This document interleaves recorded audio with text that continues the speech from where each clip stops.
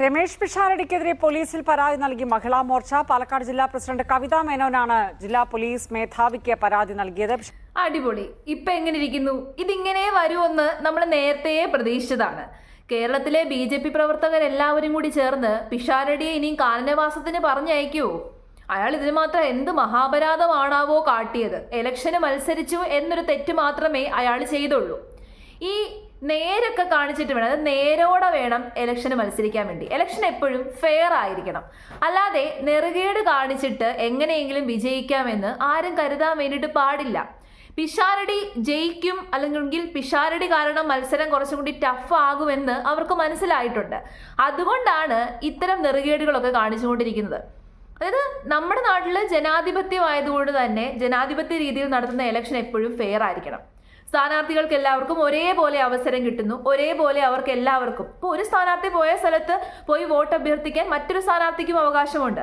അങ്ങനെ ഒരു സ്ഥാനാർത്ഥി നിൽക്കുന്ന മണ്ഡലം ഏതാണോ ആ മണ്ഡലത്തിലുള്ള മുക്കിലും മൂലയിലും ഒക്കെ പോയി, അതിപ്പോൾ അമ്പലമാണേലും പള്ളിയാണേലും ഏത് ആരാധനാലയമായിക്കോട്ടെ, വിദ്യാഭ്യാസ സ്ഥാപനങ്ങളായിക്കോട്ടെ, വീടുകളായിക്കോട്ടെ, പഞ്ചായത്തുകളായിക്കോട്ടെ, അവിടെ എല്ലായിടത്തും പോയി വോട്ട് അഭ്യർത്ഥിക്കാനുള്ള അവകാശം ഒരു വ്യക്തിക്കുണ്ട്, ഒരു സ്ഥാനാർത്ഥിക്കുണ്ട്. പിന്നെ നമ്മുടെ ഒരു പർട്ടിക്കുലർ വീട്, ഒരു വ്യക്തിയുടെ വീട്ടിലേക്ക് കയറരുത് എന്ന് ആ വ്യക്തിക്ക് പറയാം. അതൊഴിച്ച് ബാക്കി എല്ലായിടത്തേക്കും പോകാനും വോട്ട് അഭ്യർത്ഥിക്കാനുമുള്ള അവകാശം ഒരു സ്ഥാനാർത്ഥിക്കുണ്ട്. ആ അവകാശത്തെ തടസ്സപ്പെടുത്തിയതും പോരാഞ്ഞിട്ട് ഇപ്പൊ അയാൾക്കെതിരെ കൊണ്ടുപോയി കേസ് കൊടുത്തേക്കുന്നു. എന്ത് കാര്യത്തിന്? അയാളുടെ വായിൽ നിന്ന് അറിയാതെ ഒരു അക്ഷരപ്പിശക് വന്നുപോയി. വ്യക്തിപരമായ കാര്യമല്ലേ, അതിൽ അഭിപ്രായം പറയുന്നില്ല എന്നുള്ളൊരു വാക്ക് വന്നുപോയി. അതിനാണ് ഇത്രയും വലിയ മഹാപരാധം കാട്ടി എന്നുള്ള രീതിയിൽ കൊണ്ടുപോയി കേസൊക്കെ കൊടുത്തേക്കുന്നത്. എങ്ങനെ ഇരിക്കുന്നു? കഴിഞ്ഞ ദിവസം പിഷാരടിയെ തടഞ്ഞ BJP പ്രവർത്തകർക്കെതിരെ കേസ് എടുത്തായിരുന്നു. അതിനൊരു മറുപടി വേണ്ടേ? അതിനു വേണ്ടിയിട്ടാണ് ഇപ്പൊ കൊണ്ടുപോയി കേസ് കൊടുത്തേക്കുന്നത്. പിഷാരടിക്ക് അക്ഷരപിശക് വന്നതാണ് എന്ന് പറഞ്ഞൊരു മാപ്പ് പറയേണ്ട ഒരു കാര്യമേ ഉള്ളൂ. അതിനകത്ത് ഇത്ര വലിയ സ്ത്രീവിരുദ്ധതയൊന്നും അതിനകത്തില്ല. സ്ത്രീകളെ അപമാനിക്കുന്ന രീതിയിലുള്ള ഒരു കാര്യവും അയാൾ ചെയ്തിട്ടില്ല. കഷ്ടം തന്നെ. ഈ BJP പ്രവർത്തകരെല്ലാവരും കൂടി ചേർന്ന് പിഷാരടിയുടെ PR ചെയ്തുകൊണ്ടിരിക്കുകയാണെന്ന് തോന്നുന്നത്. അതായത് പിഷാരടിക്ക് കുറച്ചും കൂടി പബ്ലിസിറ്റി ഉയർത്തി കൊടുക്കുകയാണ് ചെയ്തുകൊണ്ടിരിക്കുന്നത്. ശോഭാ സുരേന്ദ്രന്റെ പബ്ലിസിറ്റി കുറച്ചും കൂടി ഇടിച്ചു താഴ്ത്തുന്നു. ഇവർക്ക് ബുദ്ധി ഇല്ലെന്നാണ് തോന്നുന്നത്. അല്ലെങ്കിലും പണ്ടേ ഇവർക്ക് ഇങ്ങനെയാണല്ലോ. ഇവരുടെ ബുദ്ധി കൂടിപ്പോയതിന്റെ കുഴപ്പം കൊണ്ടാണ് നമ്മുടെ കേരളത്തിൽ ഇവർ ഇതുവരെ ഉയർന്നു വരാതിരിക്കുന്നത്. കേരളത്തിലുള്ള ജനങ്ങൾക്ക് കുറച്ച് ബുദ്ധി കൂടുതലാണ്. അതിനനുസരിച്ചിട്ടൊക്കെ പ്രവർത്തിക്കാൻ നോക്ക്. അല്ലാതെ ഇത്തരം ബുദ്ധിയില്ലായ്മ കാണിച്ചു കഴിഞ്ഞാൽ ഒരിക്കലും ഇവിടെ താമര വിരിയിപ്പിക്കാമെന്ന് പ്രതീക്ഷിക്കണ്ട. ഏതായാലും നമുക്ക് ആ വാർത്തയുടെ ഡീറ്റെയിൽസ് ഒന്ന് കേട്ടിട്ട് വരാം. രമേശ് പിഷാരടിക്കെതിരെ പോലീസിൽ പരാതി നൽകി മഹിളാ മോർച്ച. പാലക്കാട് ജില്ലാ പ്രസിഡന്റ് കവിത മേനോനാണ് ജില്ലാ പോലീസ് മേധാവിക്ക് പരാതി നൽകിയത്. പിഷാരടി സ്ത്രീവിരുദ്ധ പരാമർശം നടത്തിയെന്നുള്ളതാണ് പരാതി. പ്രിയ ഇളവള്ളി മഠം ചേരുന്നുണ്ട്. പ്രിയ, ഈ സ്ത്രീ വിരുദ്ധ പരാമർശത്തിന് പേര് സ്ഥാനാർത്ഥിയെ തടയുന്നടക്കം കാര്യങ്ങളൊക്കെ മണ്ഡലത്തിൽ നടന്നാണ്. ഇപ്പോൾ പരാതി തന്നെ വന്നിരിക്കുന്നു.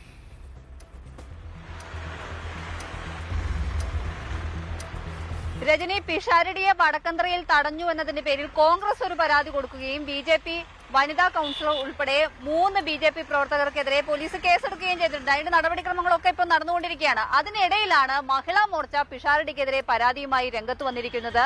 മഹിളാ മോർച്ചയുടെ പരാതിയിൽ പറഞ്ഞത് സ്ത്രീ വിരുദ്ധ പരാമർശമാണ് പിഷാരടി നടത്തിയത്. അതായത് രഞ്ജിത്തിന്റെ കേസുമായി ബന്ധപ്പെട്ട മാധ്യമങ്ങൾ ചോദിച്ചപ്പോൾ ഓരോരുത്തരുടെ വ്യക്തിപരമായ കാര്യമാണ്, അതിൽ താൻ അഭിപ്രായം പറയുന്നത് ശരിയല്ല എന്നൊരു പരാമർശം പിഷാരടി നടത്തി. ഇത് സ്ത്രീവിരുദ്ധമാണ് എന്നാണ് BJPയുടെ വാദം, മഹിളാ മോർച്ചയുടെ വാദം. ഇത് ചൂണ്ടിക്കാണിച്ചുകൊണ്ട് തന്നെയാണ് പോലീസിൽ പരാതി നൽകിയിരിക്കുന്നത്. ഇത്തരം ഒരാളെ ഒരു കാരണവശാലും പൊതുരംഗത്ത് മുന്നോട്ട് പോകുന്നത് ശരിയല്ല. ഇയാൾക്കെതിരെ നടപടി സ്വീകരിക്കണം എന്നതാണ് ഈ ഒരു പരാതിയിൽ പ്രധാനമായും മഹിളാ മോർച്ച പ്രവർത്തകർ ആവശ്യപ്പെടുകയും ചെയ്തത്. അതായത് തെരഞ്ഞെടുപ്പിന് ഇനി ദിവസങ്ങൾ മാത്രം ബാക്കി നിൽക്കെ പോരാട്ടം. പിഷാരടിയെ മത്സരിപ്പിക്കരുതത്രേ, അതാണ് പരാതിയിൽ ഉന്നയിച്ചേക്കുന്ന ആവശ്യം. പിന്നെ അങ്ങനെയാണെന്നുണ്ടെങ്കിൽ ഒരിക്കലും മത്സരിപ്പിക്കാൻ പാടില്ലാത്ത എത്രയോ സ്ഥാനാർത്ഥികൾ നമ്മുടെ നാട്ടിലുണ്ട്. അവരെയൊക്കെ അപ്പം മത്സരിപ്പിക്കരുതല്ലോ. ഇതിലൂടെ ശരിക്കും പറഞ്ഞു കഴിഞ്ഞാൽ ഇവർക്ക് തന്നെയാണ് തിരിച്ചടി കിട്ടാൻ വേണ്ടിയിട്ട് പോകുന്നത്. ഇവർക്ക് ശരിക്കും പറഞ്ഞു കഴിഞ്ഞാൽ ബുദ്ധിപൂർവ്വം കരുക്കൾ നീക്കാൻ അറിയത്തില്ല. നമ്മുടെ നാട്ടിലെ BJP പ്രവർത്തകരെല്ലാം ഇപ്പം പിടിച്ചേക്കുന്നത് ദൈവങ്ങളെയാണ്. ഹിന്ദു ദൈവങ്ങളെയാണ് പിടിച്ചേക്കുന്നത്. ഈ ഹിന്ദു ദൈവങ്ങൾക്കൊന്നും ആരുടെ സംരക്ഷണത്തിന്റെ ആവശ്യമില്ല. ഓക്കെ, ക്ഷേത്രങ്ങളൊക്കെ ആൾക്കാർ കട്ടുമുടിച്ചുകൊണ്ടിരിക്കുകയാണ്. ക്ഷേത്രങ്ങളൊക്കെ ഇപ്പം ആൾക്കാർ വിൽപ്പന ചരക്കാക്കിക്കൊണ്ടിരിക്കുകയാണ്. അത് വേറൊരു കാര്യം.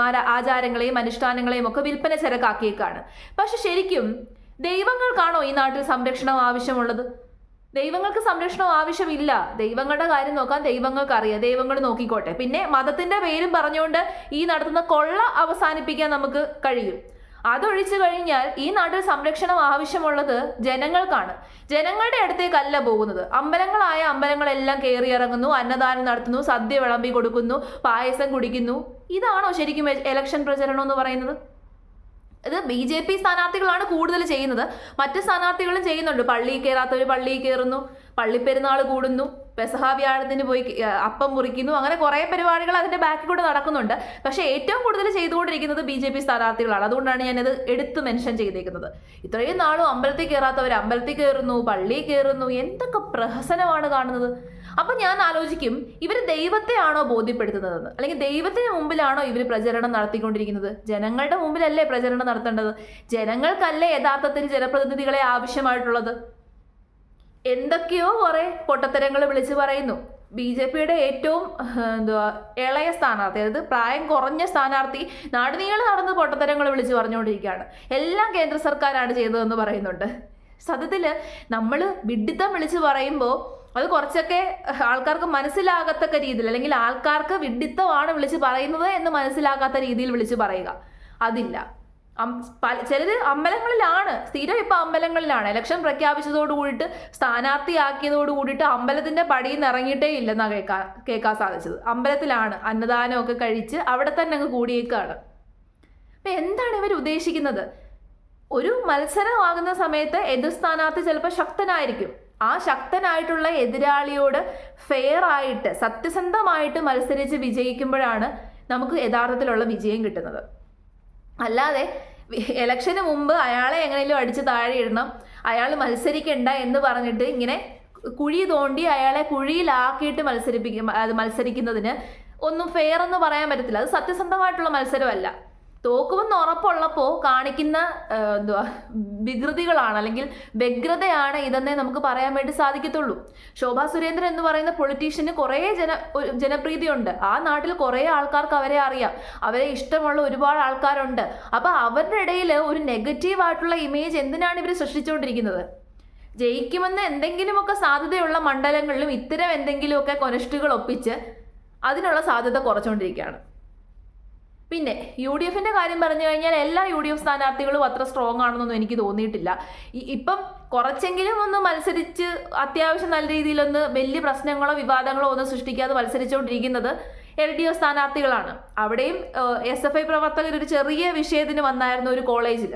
അതൊഴിച്ചു കഴിഞ്ഞാൽ അവരുടെ ഭാഗത്തു നിന്ന് വലിയ നെഗറ്റീവ് ഒന്നും പുറത്തേക്ക് വരുന്നില്ല. അപ്പം നമ്മൾ ഇലക്ഷൻ സമയത്തെങ്കിലും വിളിച്ചു പറയുന്ന വിഡ്ഢിത്തങ്ങളൊന്ന് കുറയ്ക്കുക. ഇപ്പം വേറൊരു കേന്ദ്രമന്ത്രിയെ ഇറക്കുമതി ചെയ്തിട്ടുണ്ട്. ശോഭ എന്നാണ് പുള്ളിക്കാരിയുടെ പേര്. ആ കേന്ദ്രമന്ത്രി വന്നിരുന്ന് വിളിച്ചു പറയുന്ന വിഡ്ഢിത്തരങ്ങൾ ഞാൻ ഒന്ന് കേൾപ്പിച്ചു തരാം. അത് അതിനെക്കാട്ടി വലിയ വിഡ്ഢിത്തരങ്ങളാണ്. केवल लव जिहाद का बात नहीं चल रहा है, केरल में लैंड जिहाद, बिजनेस जिहाद का बात चल रहा है. Kerala is suffering because of LDF and UDF government. Suffering since 78 years. Kerala students are going out for studies. Kerala youths are going out for employment. Kerala Hindus and Christians going out because of scary. उसको डरा रहे. केरल में केवल കേട്ടോ, ഹിന്ദിയാ, പക്ഷെ മൊത്തം വിഡ്ഢിത്തരാ വിളിച്ച് പറയുന്നത്. കേരളത്തെ പറ്റിയിട്ട് പ്രത്യേകിച്ച് ധാരണയൊന്നും ഇല്ലാതെ ഇങ്ങോട്ട് വന്നതാ. എന്തിനാണോ വന്നത്? ഒരു നാട്ടിലേക്ക് ഇലക്ഷൻ പ്രചരണത്തിന് വേണ്ടി വരുന്ന സമയത്ത് ആ നാടിനെ പറ്റിയിട്ട് എന്തെങ്കിലുമൊക്കെ ഒരു സാമാന്യ ഒരു ബേസിക് ആയിട്ടുള്ള നോളേജ് എങ്കിലും ഇല്ലാതെ എഴുന്നള്ളി വരാൻ പാടില്ല. കേരളത്തിൽ മൊത്തത്തിൽ പ്രശ്നമാണെന്നാണ് അമ്മച്ചി പറയുന്നത്. ഇവിടെ ലവ് ജിഹാദ്, ലാൻഡ് ജിഹാദ്, ബിസിനസ് ജിഹാദ് മൊത്തത്തിൽ അങ്ങ് പ്രശ്നമാണത്രേ. ശരിക്കും പറഞ്ഞു കഴിഞ്ഞാൽ ഇൻഡയറക്റ്റ് ആയിട്ട് മുസ്ലിങ്ങളെ കുത്തിയാണ് സംസാരിച്ചുകൊണ്ടിരിക്കുന്നത്. മുസ്ലിങ്ങളാണ് കേരളത്തിലെ മെയിൻ പ്രശ്നം.